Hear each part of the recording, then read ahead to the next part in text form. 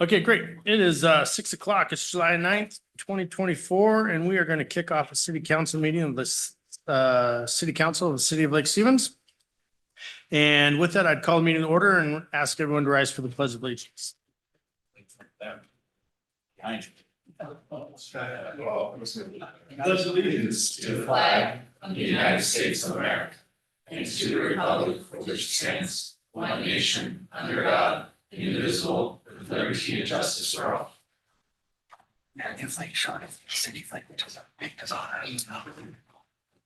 All right, can we get a roll call? Councilmember Tadjin, Present. Councilmember Donahue, Present.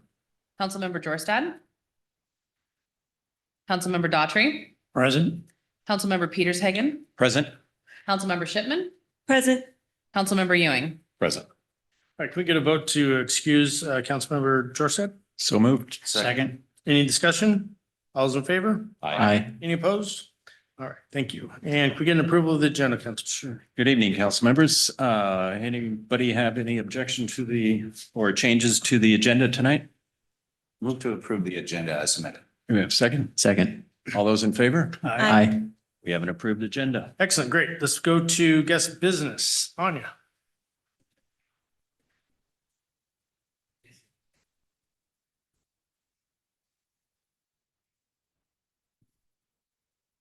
Good evening, Council. I'd like to welcome today our newest member of the HR team as she's an intern for the summer. Her name is Holly. Holly's a recent graduate of Washington State University, Everett, with a bachelor's in strategic communication. While at WSU, she was heavily involved in student leadership, serving as the student body president for 2 years. Holly developed a passion for working in the public sector and enjoys the intricacies of local government. Holly is originally from Sultan, but recently just bought a house in Stanwood where she lives with her significant other and her cat Pumpkin. Holly is an avid skier and she's been skiing at Stevens Pass for over 17 years. She enjoys spending time outdoors and loves living in the Pacific Northwest. Holly is excited to learn more about local government and help create a new internship program for the city of Lake Stevens. Please join me in welcoming Holly. Great. There's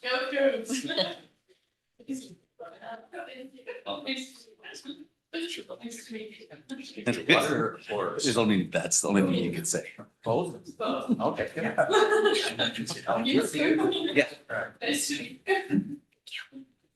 All right, and then we have Curtis.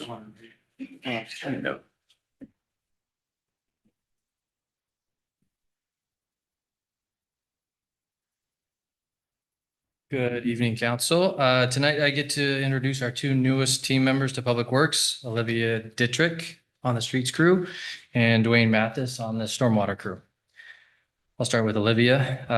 Olivia graduated from Central Washington University with a bachelor's degree in biology and developed a love for all things outdoors during her time in Ellensburg. While pursuing her education, Olivia spent her school year working part-time as a CNA, caring for senior citizens, and her summers back home in Granite Falls, flagging on larger paving projects. Those summers spent working in the construction industry are what made Olivia recognize that she prefers working outdoors in the elements and ultimately led her to obtain her Class A CDL and to pursue a career here with the city of Lake Stevens. Olivia is proud and grateful to be a part of the streets crew and to serve the community alongside her fellow crew members. Please join me in welcoming Olivia.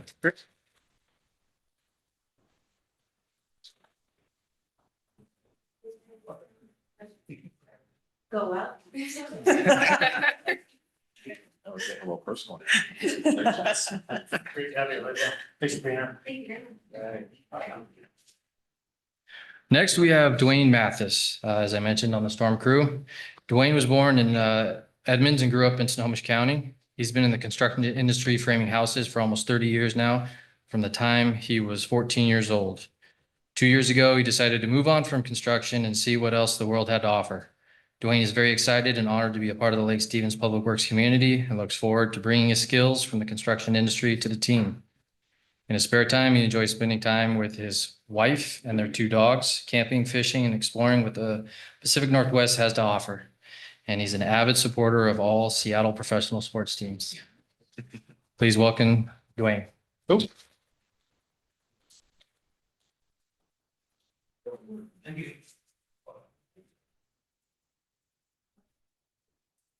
Well, let's see. I was gonna say go Hawks. Yeah. All right, great. Good to see new members of the family. Let's move forward to citizens comments. Is there anyone online who wishes to provide citizens comments? If there's anyone online that would like to address council, please raise your digital hand and I'll bring you in. See anyone? Nobody? Nope. All right, great. Nathan Packard, you're up to the podium. Hi, Nathan Packard, 117th Drive Southeast. Just a couple comments from some previous items, mostly last week. One, the weir. Maybe this is more of a question than a comment, but what I thought I observed last week was someone from the city asking city council to decide the best option for the weir, and that surprised me a little bit. Maybe I misread the room a little bit, but it seems like we should have, not that you're not professionals, but professionals who do this for a living, doing the analysis, doing the diagnosis, understanding the requirements, and bringing a solution to the city council and saying, hey, are you willing to pay for this solution, right? It seemed like you as a city council were trying to come up with the best solution. And that just seemed odd to me. Maybe, again, I misread the room, but that was just my perception. The other thing on the budget from a couple of weeks ago as well, projected in 2028, 2029, that we would build, be underwater, right, as multiple years of overspending versus the projected income. So again, I haven't been privy to a lot of those conversations in the past, and maybe there's a plan there or assumptions about government grants or funding that's going to make up the difference. My put would just be that we have a consistent plan to not be overspending and make sure that if we have a $50 million surplus, we maintain that kind of surplus for the future so that we have it when we need it. Maybe it's not 50, but you get what I'm getting at. So thank you. Thank you, Nathan. All right, let's go to council business, Council President. Council business. Marcus, would you like to start? Sure. Parks is canceled, so won't be doing parks. And then Family Fourth, I swung by, looked like it was a good time. I came by boat and I came by land, and that was, looked like there was hundreds and hundreds of people here. So great to see the downtown being used. And just in case anyone didn't know, Lindsay from LJ is competing on CHOP tonight. 8 o'clock. Sorry. Wow. Councilmember Ewing. Sorry. So yeah, I attended the 4th of July event with the Chambers of Commerce, and interesting deal. One was very well attended, very well put on, and they even said that someone celebrated their 49th anniversary there, which is may or may not be true. It wasn't true. Okay. But one thing that stood out to me is I talked to business owners, said, hey, what can we do better? One of the sponsors to support you in your business, because economic development is one of our things. And I was pleased to hear he said nothing. He said the two things. One, he said the mayor knows who I am and has talked to me and addressed my things. The two, he said the police are very responsive when they have issues. And he said, very professional and a great city to work with. So it was very nice to hear that our city leadership is working with our businesses. One of our important things, economic development.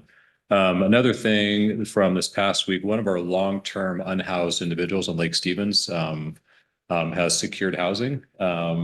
And through efforts of those in the community. And so it was really gratifying also to hear that as someone who struggled for about a decade in our area has now found housing. And so I know we're always looking for ways to help those in trouble. And so I just wanted to share that information, pass it along. Councilmember Shipman. I also went to the Family Fourth and had a great time and was happy to see how many families made a day of it. They brought like covered areas, and some of them even bought like little picnics and like little self-contained barbecues and blankets and made a day of it listening to the various music. I think the chamber did an outstanding job providing a family event, and it was awesome to see the use of the park that way. I also just want to make a brief comment on the farmers market, which is also a success in Lake Stevens. I go to it almost every Wednesday, And the crowd's growing. We have great vendors. We have dependable vendors. Like if you missed it one week, odds are you'll see them the next week, or you can ask them. So that's nice to see again, with all the investment our city's done, you know, with Cove Park in the mill, to see it used successfully for citizens here in Lake Stevens is heartwarming. And just to add, Chopped is on at 8 o'clock tonight. We're probably gonna miss it. Great, thank you. Councilmember Donahue? Yeah, not much. Just wanted to let everyone know that the July 15th Planning Commission meeting has been canceled. So the next meeting for that will be August 5th. And I know nothing about Chopped, so. Councilmember Daughtry? I too was down here at the 4th time, but I was only down here to help set up. And then I went home for the 49th wedding anniversary. Thank you, everybody, for celebrating our 49th wedding anniversary throughout the United States. That's pretty cool. Lots of fireworks. Somebody launched a mortar at my house as a drive-by. That was pretty cool. Not. Anyway, I have it on video. It's pretty cool. It looks awesome. It exploded just by my garage door. Anyway, lots of emails coming in about fireworks again. And I guess we all kind of expected that. One was from an 83-year-old lady here in Lake Stevens, lived here for 6 years, I believe, asked me why we don't have limited hours on July 4th, you know, just go from like 10 a.m. to 1 a.m. And I said, you mean like the ordinance says? And she goes, it does. I said, yes, that's what our ordinance says. So anyway, she didn't want to talk about it anymore after I told her we had that ordinance. And that's about all I got. Thank you. Does that pertain to Friday, the 5th also?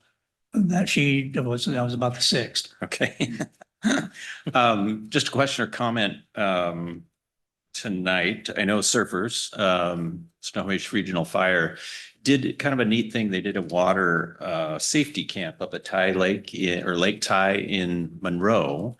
And I'm just wondering if staff knows anything, if they're planning to do something like that. July Lake 17th, I think it is here. Lake Steve, Yeah, July in Lundin Park. 17th? Yep. Okay, anytime? It's like 10 to 2. I think it's full though. Yeah, they get about 20 kids. Okay, perfect. I just watching the video and so forth, it seemed like very helpful. We got a big lake out here with lots of activity in it. It's a good thing to do. So, And it's an annual event. We do it every year. okay, great. Yep. That's all, Mr. Mayor. Great.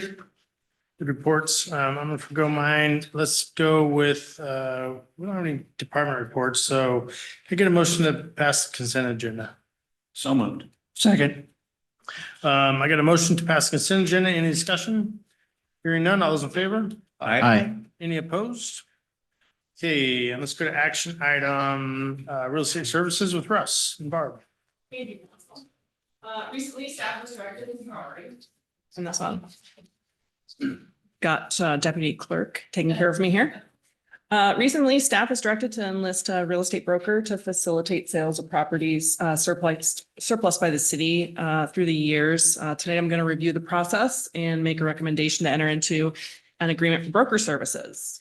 Administrator Brazel, Director Wright, and I have been collaborating on this project and recommend NAI Puget Sound Properties to perform the task, subject to council approval.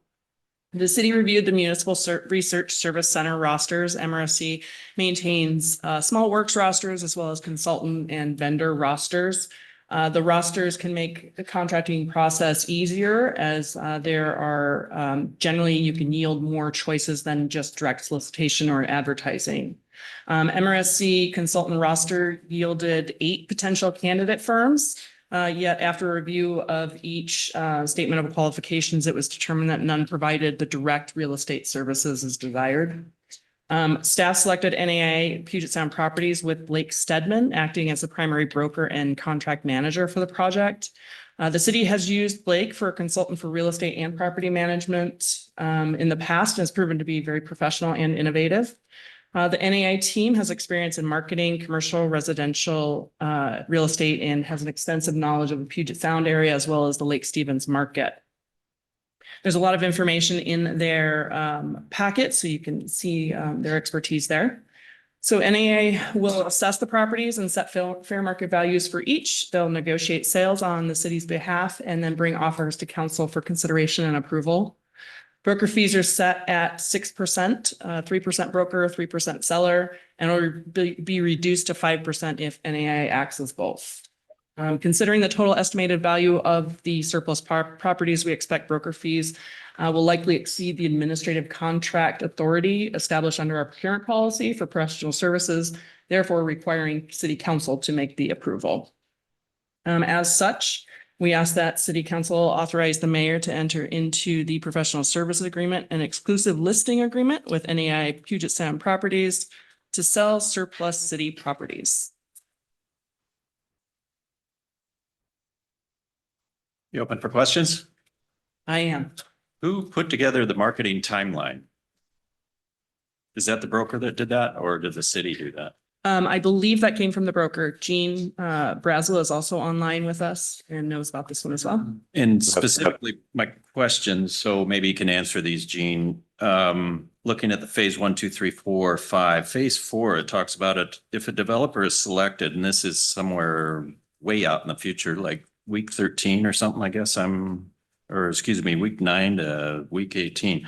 If developer is selected as the buyer or ground lessee, the due diligence and feasibility period would increase to 18 to 24 months. What is that about? And I guess, Marcus, maybe you can help me out in the commercial world. Why would a developer need 24 months for a feasibility study? With these properties in particular, I wouldn't see them needing it. One's even a residential property. Right. So it's a 3-bedroom house. So I couldn't see them needing that much of a timeline. I think that would be, you might, if you brought in like a Costco or you brought in a bigger project, that's where you would get a timeline along those times. Just like we've been working with that one group, 18 months is such a long time. Right. These are a couple of these pieces just look like little easements or something that the city ended up with after a project to get rid of. So, Well, and I think in particular, the Chapel Hill property, I mean, a lot of those issues have been resolved. So because of our experience in the first go around. So I guess I would say, is this marketing timeline something that we can kind of change and Absolutely. And I'll bring that feedback to Blake. It's not an issue. And I think a lot of that is boilerplate as well. And as we start working with Blake on this, we can make those adjustments. No worries. Okay. And then in phase 5, it talks about resolving title issues. And I remember Russ stating that there was some issues on some properties, I think along 20th. And I would hope that those issues would get resolved during this marketing time rather than waiting until we have a buyer in place. Correct. And I think some of those are underway already. Okay, good. Okay. That's all I have. Thank you. Great. I would, how long have we had a residential house sitting out there vacant? Because we did a round of properties on 20th Street Southeast, I want to say 5 years ago. And we had to keep after that person to get rid of those houses. How long have we been sitting on a 3-bedroom home out in this area for people to be in? I'm not 100% sure on that one. I know that the broker has been looking at that and questioning the uses on it. What can we use that for? Whether it's inhabitable as a residential. I'm not sure on the timeline how long we've had it though.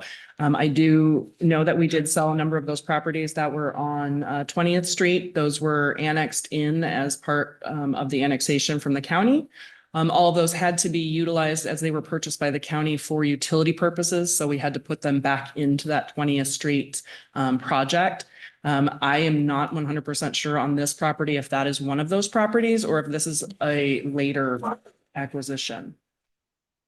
I would just hate to think that Lake Stevens ourselves has a property that people could be living in and Yeah. not have taken it down or what have you. Or sold it or something. Yeah. Agreed. I agree, we need to get rid of them all. For one, Mhm. two, hazard. Does council have any other questions of this marketing plan? And the approval of securing Blake Stedman as the listing marketing coordinator? With NAI Puget Sound Properties. So I'll move to authorize the mayor to execute a professional agreement and exclusive listing agreement with NIA Puget Sound Properties to sell surplus city properties. Okay, I have a motion. Do I have a second? Second. Okay, and I hear a second. Is there any discussion on the motion? Do have a quick question. I'm seeing property number one, there's a little asterisk that says to be co-brokered. Does that mean there's going to be another party involved with this?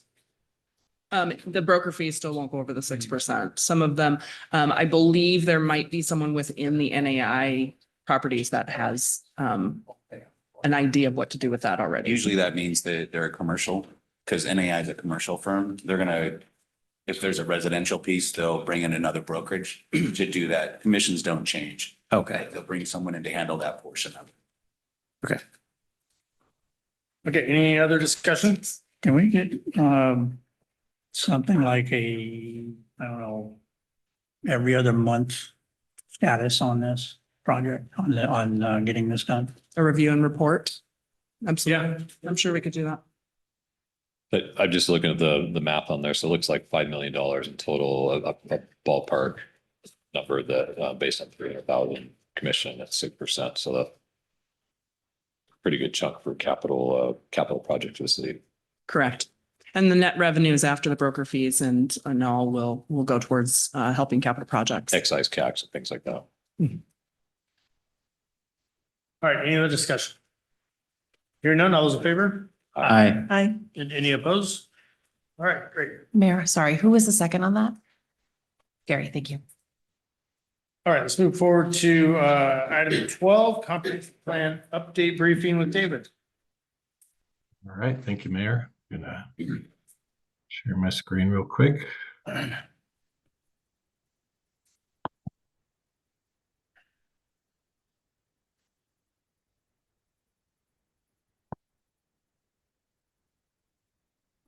All right, so David Levitan, Senior Planner. Here tonight just to give a second briefing on the comprehensive plan update. We had a briefing back on June 25th where we introduced the plan, where we are in the plan. We're just about to issue it for public and agency review in advance of projected adoption in September of 2024, ahead of the December deadline that's required by the state. So we focused on housing and land use issues, economic development back on the 25th, and there were a number of questions related to kind of how some of the land use, specifically the map amendments, factor in, and how we account for things like transportation, infrastructure, and other capital facilities. So I just wanted to talk about that quickly tonight and answer any questions. We also have our planning manager, Christy Schmidt, in the audience, as well as city engineer Kim Klinkers, who would be able to speak to a lot of the items specifically related to transportation, probably in more detail than I would be able to. So if you have any questions, Kim would be able to answer those. So just a reminder, this is just the agenda that I just discussed. A lot of this is really related to the topic or the concept of concurrency, which basically notes that if the city is going to be making any land use changes or land use assumptions, it needs to demonstrate how that projected growth can be accommodated through infrastructure improvement. So that's the general concept of concurrency, is basically dovetailing land use and transportation and making sure that you're thinking about these things concurrently and comprehensively. Your packet includes a number of updated goals and policies specifically related to capital facilities, transportation, public services, and the natural environment. I wasn't going to go into detail on those, but I'm happy to answer any questions. And then, as I mentioned, following this, we're looking at wrapping up the public review draft. We're hoping to do that later this month, wrapping up a couple of the last chapters, specifically transportation and capital facilities. We'll be issuing that. There's a required 60-day notice to the Department of Commerce, and we'll also be soliciting public and agency comments during that period. So just real briefly about the June 25th meeting, it was focused mostly on kind of land use and housing. Talked a little bit about how the city has overall residential capacity in 2044 to accommodate our projected growth targets. But the Growth Management Act has been changed in the last few years. Back in 2021, basically the city needs to do kind of a more comprehensive and more kind of prescriptive analysis of our specific housing needs at different income levels. So we do need to make some land use and zoning map amendments to allow for more multifamily residential. These are pretty targeted changes, so nothing, say, some of the other cities in the region that are maybe closer to light rail are having to make pretty drastic changes to their land use framework. We've been pretty progressive and proactive on our middle housing code over the last few years. Well in advance of some of the state mandates, we were already making those changes, so that's put us in a pretty good spot. So we did share some of those map amendments. There was general agreement from the council as well as the planning commission to support some of those proposed amendments, and then talked a little bit about our employment needs.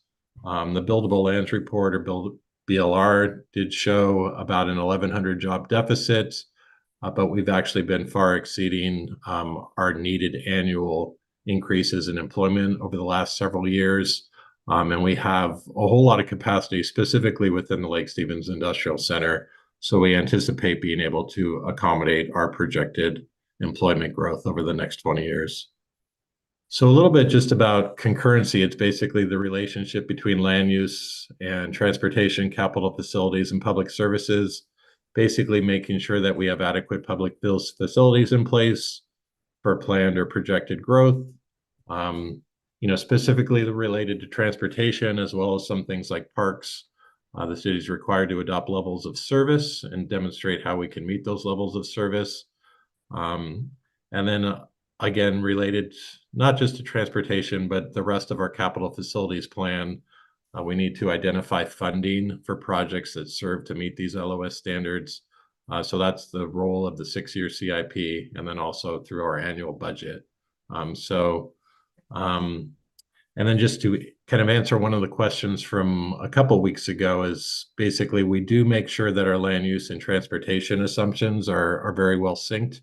We feed our land use assumptions into the transportation model, and I'll show a couple of graphics. I won't go into real detail, but Kim can answer some of these questions as well. Basically making sure that our projected growth is factored in when we're identifying potential future transportation projects and other capital facility projects. So before we get into kind of the transportation aspect, I did want to touch briefly on public services and utilities. This was something that we went over with the Planning Commission, I think back in March or April. We are required, similar to kind of our city transportation infrastructure, we are required to look at our public services and utilities, make sure that over that 20-year planning horizon that we do have adequate utilities and public services in place to accommodate the projected growth.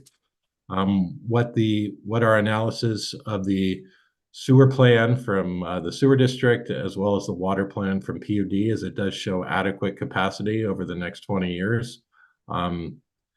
The water plan does identify some capital projects that will need to be done over the next 20 years to make sure that we can meet those growth targets and accommodate the projected population, housing, and employment growth. But those are projects that are included within that capital facilities plan for PUD.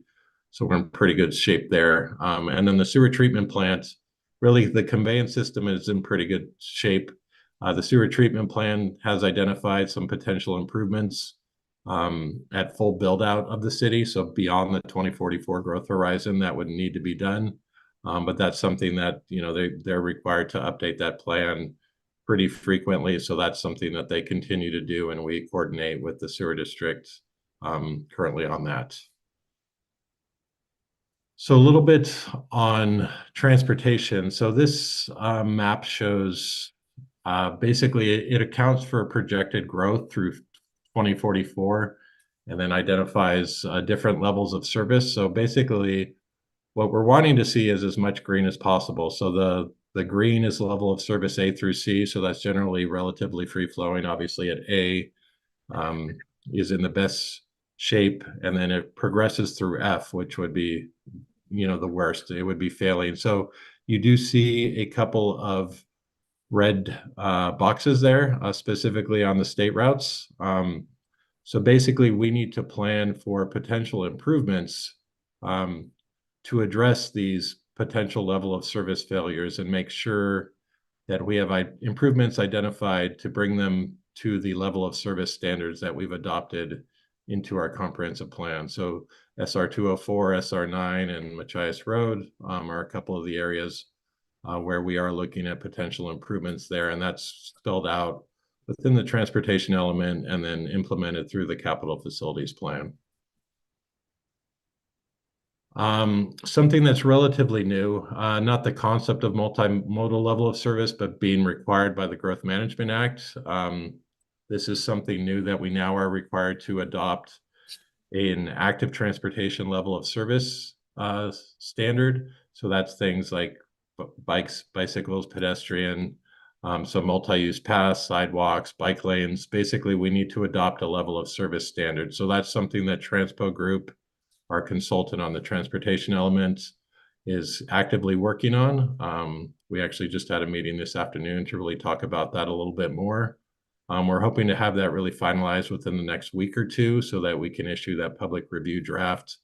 There is some placeholder language within the draft goals and policies, not just for an active transportation level of service, but also for a transit level of service. So we're still working that out, but that will be, at least the draft version will be available before we issue the complete document for public and agency review.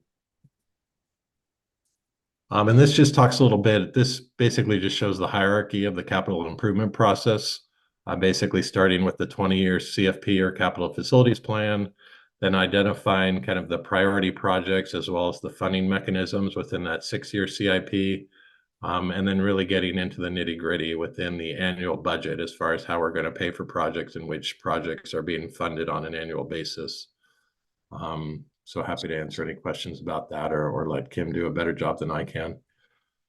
And so this, again, is just, I don't want to get into real great detail, but basically just showing, this is really just to show that not only are we needing to identify project lists, which we're currently working with Transpo to finalize those for the comprehensive plan and then for future years, but we need to identify funding sources as well.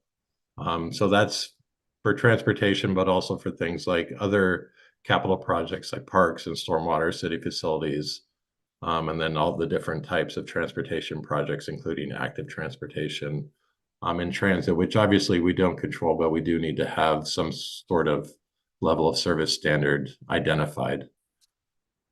And so there are, the packet did include drafts of the goals and policies for 4 different chapters. So utilities and public services, environment and natural resources, transportation and capital facilities. Just wanted to highlight a lot of the updated goals and policies. We've done a pretty good job through our annual docket of keeping, especially public services and capital facilities, pretty fresh and updated on an annual basis. So we didn't have really dramatic changes that we needed to make.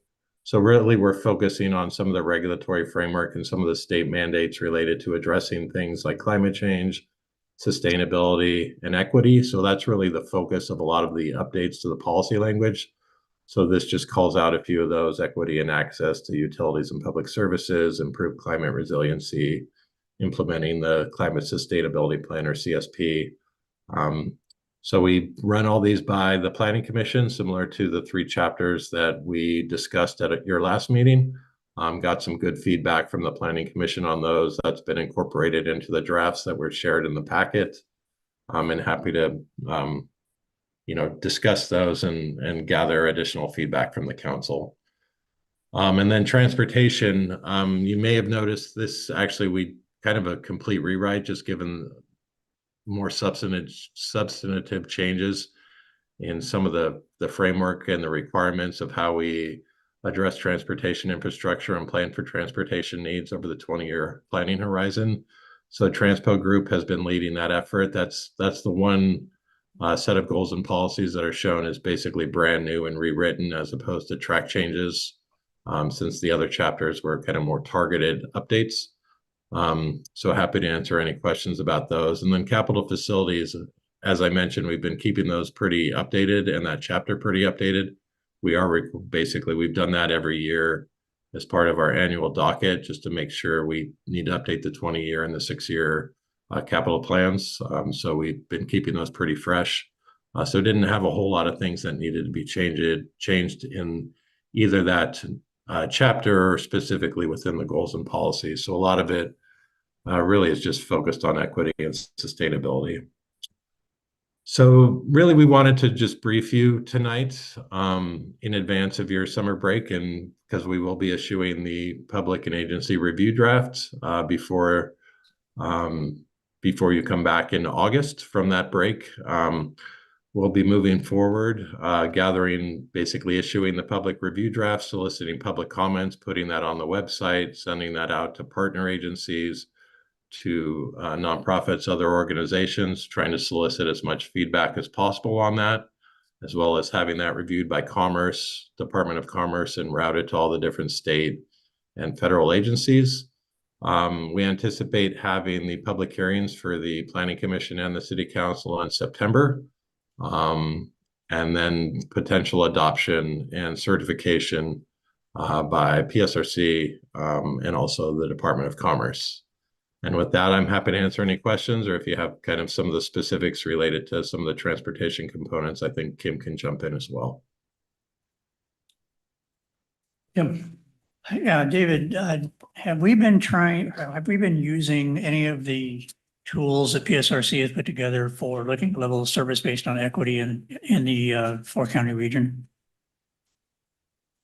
We've been using the guidance from PSRC, and Transpo has been leading that and basically has been doing the checklist and making sure that they're complying with all of the PSRC and Commerce requirements. There is a lot of guidance at both the state and the regional level. So I'm happy to kind of circle back with them to make sure if there are specific components of that you want to make sure that we're addressing. But yes, we've been trying to incorporate that guidance from PSRC.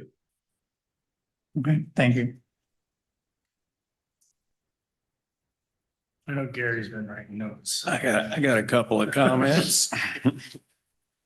David, goal 7.2, specifically 7.2.7, ensure that private property is not taken for public use without just compensation. Isn't that the law? It is, yeah. And so it's always a question of, you know, how redundant or how, you know, repetitive of if there's a regulatory mandate, whether we should have that. It's if the council or if the planning commission feels like that's kind of redundant or unnecessary because it's already the law, we're happy to take that out. Just wanted to make, you know, it provides just a policy foundation that just obviously we, you know, acknowledge that basically. But if there's a feeling that that doesn't really serve any purpose, we can strike that. All right, thank you. I noticed on your 9.1.4, you talk about consider equity, sustainability, energy efficiency, and environmental justice when citing, developing, and maintaining infrastructure and public facilities. What's the definition of environmental justice? So environmental justice is basically factoring in basically that there are environmental impacts for things like capital improvements or infrastructure improvements. Historically, a lot of those improvements have been focused in lower income neighborhoods or in areas where there's the least resistance. So it's a concept basically of trying to factor that in to kind of not repeat some of the errors of the past, or at least acknowledge them and you know, assess that, basically include that as one of the factors and variables as the city is making improvements, making sure that we're not dumping all of our public facilities or infrastructure improvements within specific neighborhoods and having an adverse impact on specific population groups or specific parts of the city. So that's some language we can work on if there are concerns. It's general guidance from the Department of Commerce, but that's something that we can work on if the council so directs. So is the guidance from the Department of Commerce just to include the words, or is there a metric that we can use? There's not a specific metric. It's just basically similar to some of the equity and sustainability language. You know, it's kind of wrapped it generally in with those similar concepts. It doesn't even say that we need to use environmental justice. It can be a more general equity component. So if there's concern, if that's if the council feels like that's a loaded word, there are definitely different connotations of that and different interpretations of it. So if we want to kind of make it more general and just basically be addressing equity and fairness as opposed to specifically environmental justice, that's something that we can look at. So the question remains, is there any kind of a metric on equity? I Or suppose is it my- just words? I suppose my concern is there could be. And then you have the, Weaponize. yeah, then you have it in your, then afterwards they define it, right? So I would, So we're fine with the generalities of I would rather equity. go with 10, right? Oh, okay, okay, got it. I would just say that the definition that was given is very different than what's commonly accepted. And so it's a social movement. It's not, so I think There's not a factual definition to it with metrics, correct? no, I think a softening of that term would be appropriate. Yeah, I would agree with that. Yeah, me too.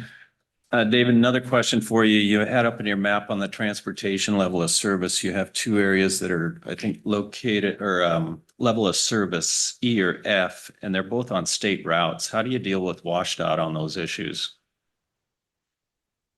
Yeah, so that Christy just let me know that actually I thought that Kim was in the audience.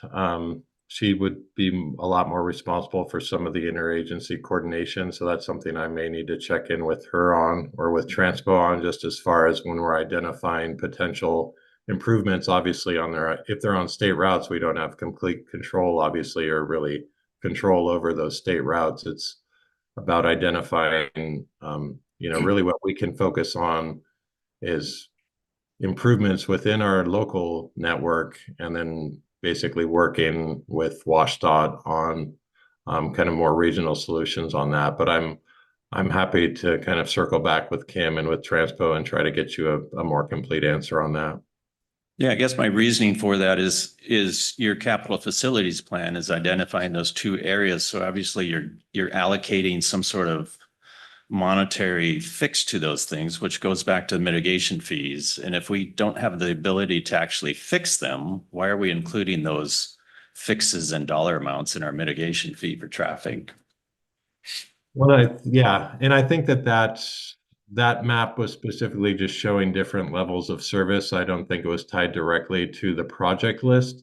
It was basically just showing, it was kind of trying to show a variety of different, levels of service as far as from A through F, and to show that really the areas that are, projected to fail over the 20-year horizon are more on the regional networks as opposed to our local networks.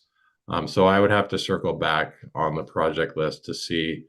Generally we wouldn't be allocating, or we don't have the control to be making those improvements ourselves. So I would have to look back through on the project list to get some of those more specifics. Does that help us, it being on the list, to try to get funds though? If we try and look for grants, because a lot of times we get grants and then the DOT comes and takes them over, but having them on the list, does that help us get grants? And perhaps that's the reason it's on? I think I'd want to get, a more definitive answer, but I have seen, in other jurisdictions where I've worked, that even when there are projects that are kind of outside of our local control, that we have included them within our plans, and basically prioritize those, because I think it depends on the individual grants and what the specific criteria are in the scoring matrix. But a lot of times some of the criteria are, is it included on, a CFP or something along those lines? So I would want to double check to make sure. I want to give you as good and complete an answer as possible as far as the utility of that, and whether including those, does strengthen potential grant and other financial opportunities in the future. Council President Peter Shaken, can I add some context? Who's that? Aaron Halverson, Public Works Director. Unfortunately, Kim couldn't be here tonight, but I can speak to those level of service F intersections on state routes. And so that helps us when development comes into the city at those intersections. So we can say, look, you're developing a commercial property or an industrial property at an intersection that has a service level of F. You need to work with WashDOT and we'll help you to improve the intersection or make it safe to develop that property. That's where that comes into play. We don't necessarily have projects that target that intersection because again, it's WashDOT right of way after all. But if there's something we can do on our side, we certainly will. It is a benefit to list it. As Councilmember Tagent mentioned, if we're looking for funding or we're looking to put some pressure on WashDOT to improve the intersections, one of them is on State Route 92 that doesn't have a roundabout. And we know that intersection likely deserves some sort of improvement. So it's a combination of the two. Development happens, we can say that's a failing intersection. Developer, you need to work with WashDOT and us to upgrade that based on more trips. And two, we can leverage WashDOT potentially to improve that intersection as well. Does that answer? So am I to understand that the level of service on Highway 204, which you have stated as F, I believe, is that set by the state or is that set by us? Are we saying the level of service is a failure, or is the state telling us that We're setting the criteria for levels of service. on state routes? Mhm. And we're saying. On state routes at these intersections, I would say.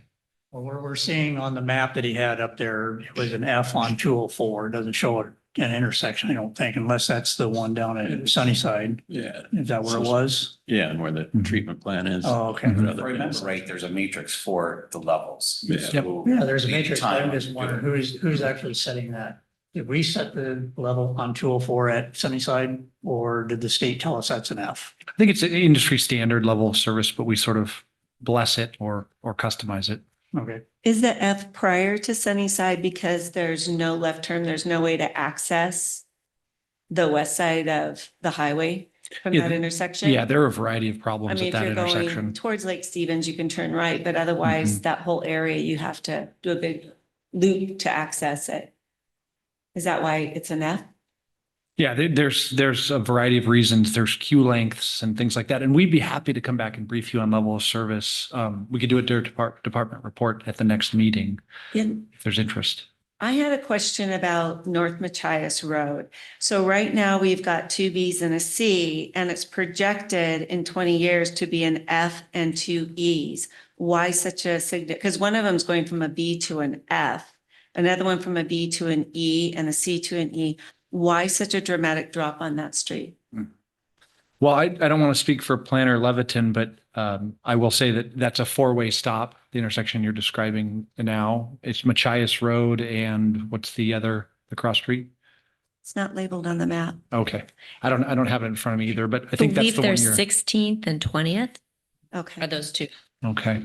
I think that there's a potential for some land use changes in that part of the city and additional industrial and commercial development. I would have guessed the industrial development. Yeah. And yeah, that's accurate. We have allocated, a lot of our employment growth to that area. That's a conscious decision. And so there are, this is a good example of if you're making any sort of land use changes or assumptions in your land use changes as far as the development intensity, then it has impacts on the capital facilities and transportation infrastructure side of things. And I only included the 2044 map in the presentation. I think, as Councilmember Shipman pointed out, I think both were included in the packet, but I only showed the 2044. So the projected growth showing those LOSF on the various state routes and also on Machias. But yeah, and so the city does have the authority. Basically, we have to adopt our local level of service standards. There are certain cities in certain parts of those cities that basically that are okay with LOSC or okay with LOSF. They basically are trying to essentially influence travel behavior, get people out of single occupancy vehicles. So that's where the city has kind of the local control and the local authority to adopt its level of service standards. But the actual levels of service, as far as the wait times and all of that contribute to each individual letter, that's an industry standard in the city, and then individual jurisdictions can adopt what they deem to be acceptable levels of service. Thank you. One more question for you, David. Goal 9.1, it says the city will strive to be a sustainable and equitable community around the lake. Is that exclusive to the lake or is it the whole city? I think it was meant to be the whole city, so we can work on that. It's not just focused on the lake. I think it was trying to basically incorporate, that we are one community around the lake, but if we need to be more specific or more inclusive, that this isn't just related to the lake, we can work on that language. All right, thank you. And then there was some language about sewer. And I can't find it right at the moment, but the language was such that you would encourage people to get away from their septic systems by new and innovative ways. And it would seem to me the goal of the city should be to get everybody on sanitary sewer, not to have any septic systems, especially when it comes to water quality around the lake. Is there any sort of language that can be available, I guess, to address that?